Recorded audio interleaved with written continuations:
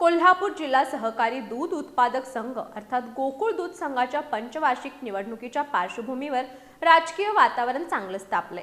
राष्ट्रवादी काँग्रेस अजित पवार गटानं आज ठराव दाखल करताना मोठं शक्ती प्रदर्शन केलं। मंत्री हसन मुश्रीफ यांच्या उपस्थितीत झालेल्या मेळाव्यात राष्ट्रवादीकडे तब्बल 1971 ठराव असल्याचा दावा करण्यात आला। गोकुळच्या निवडणुकीत राष्ट्रवादीच मोठा भाऊ ठरणार असून महायुतीचा झेंडा फडकणार असा विश्वासही मंत्री मुश्रीफ यांनी व्यक्त केला।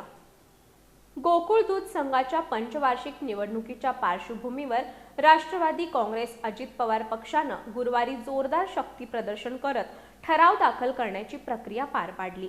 मंत्री हसन मुश्रीफ यांच्या नेतृत्वाखाली महासैनिक दरबार हॉल येथे ठरावधारकांचा भव्य मेळावा आयोजित करण्यात आला होता।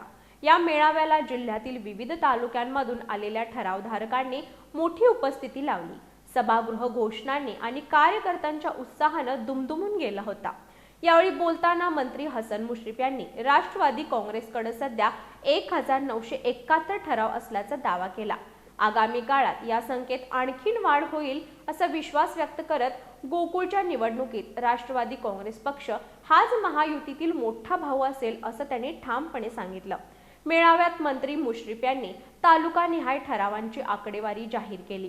करवीरमधून 223, राधानगरीतून 384, कागलमधून 284, भुदरगडमधून 213, चंदगडमधून 165, गडहिंग्लजमधून 222, शिरोळमधून 165, शाहूवाडीमधून 42, आजरामधून 152, पन्हाळामधून 50, हातकणंगलेमधून 67 तर गगनबावड्यातून 4 ठराव मिळाल्याचं त्यांनी सांगितलं। यानंतर पारंपरिक वाद्यांच्या गजरात आणि घोषणाबाजी करत ठरावधारकांची भव्य मिरवणूक काढण्यात आली। या मिरवणुकीद्वारे गोकुळ निवडणुकीसाठीचे ठराव दाखल करण्यात आले।